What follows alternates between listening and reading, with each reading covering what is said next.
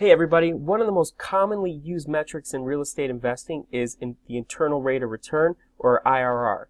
Not a lot of people actually understand what it is. So what I'm going to do for you is I'm going to break it down completely and show you a very simple way to understand this concept. So here it goes. So let's start from square one. So here it goes. When you buy a piece of real estate, you're really buying the future cash flows that you're going to receive. The job of the investor is to figure out what to pay for the cash flows that you're going to earn in the future. Let's review a few concepts. The first concept is called time value of money. And that says that money today is worth more than money in the future. Why? Because you can invest the money that you have today and earn interest on it. So in the future, you'll have principal plus the interest that you've earned. Now, the next thing we need to discuss is the difference between simple interest and compound interest.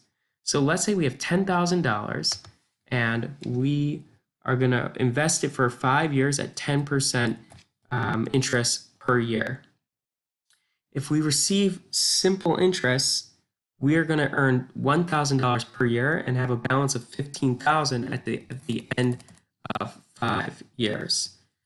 If the interest was going to compound, that's in this chart over here, we are going to have $16,105 at the end of 5 years. This is because the interest earned in the previous year would be added to the principal balance of the following year.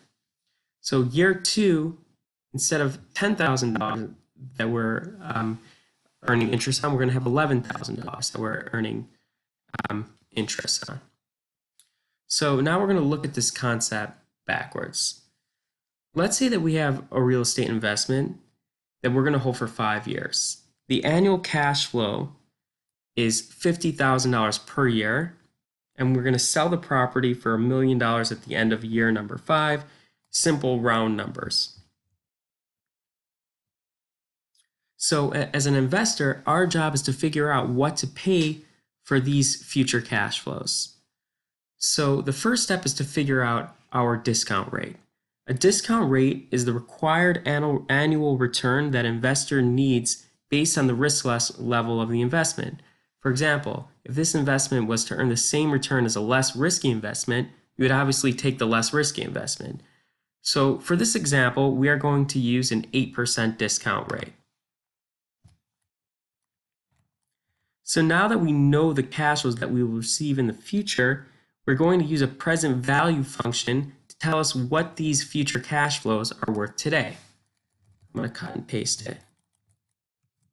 So for year number 1, what amount should I pay today, 1 year prior, if I know that I'll have $50,000 at the end of the year and I know that I need to earn 8% of my money? The answer is $46,296. How is this? If you take $46,296, you multiply that by 8%, and you add those two figures together, you're going to get 50,000. So next, how much would you pay to receive $50,000 at the end of 2 years if you need to earn 8% per year? So let's copy and paste this function. And the answer is $42,867. And just to apply the concept of compound interest, if you take $42,867 multiplied by 8%, you'll get $3,429. Add up these figures, you'll get $46,296. Now, multiply $46,296 by 8%, that's going to give you $3,704.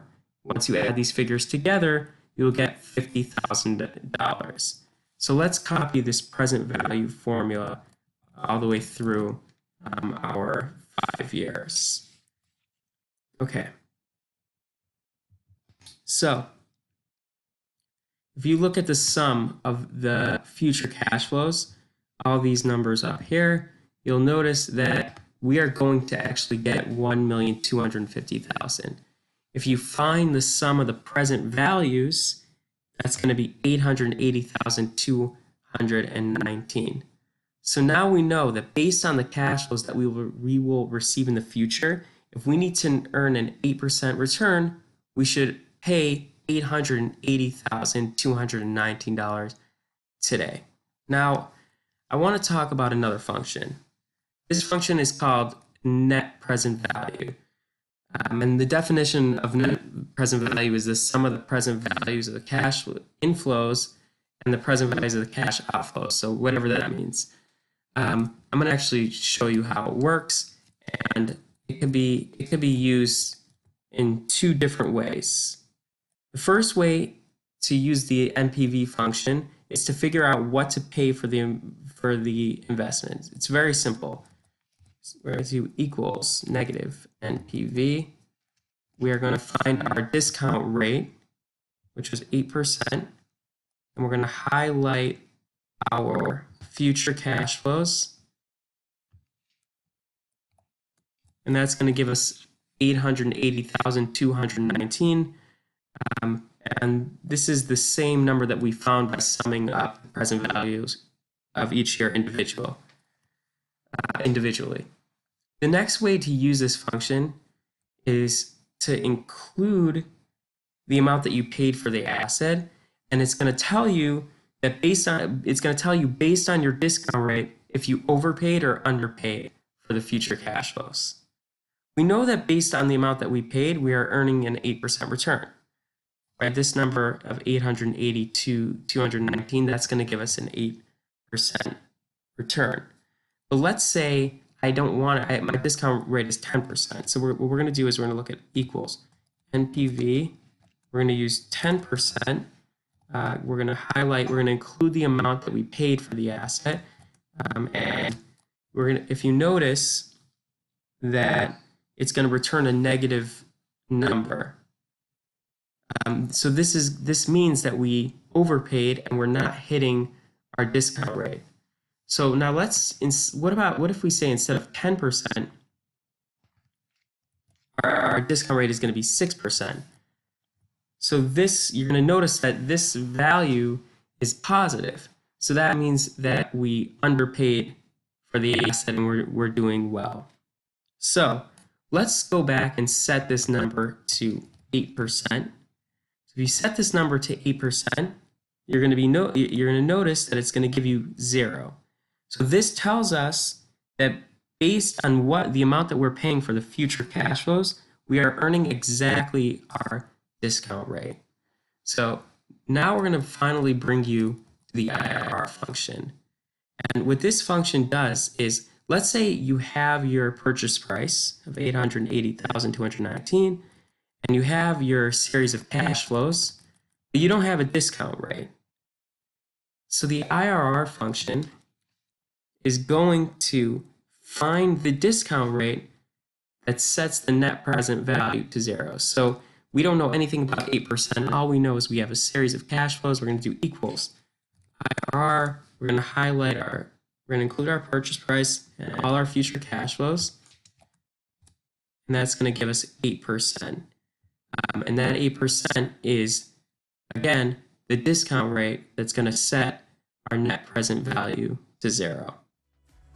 Hopefully you enjoyed that video. Enter your email now to get on our mailing list to make sure that you don't miss another one of these videos. Also, check us out at theriversideexperience.com. We have a bunch of incredible real estate events and functions that are going to be going on, and you definitely don't want to miss out on that.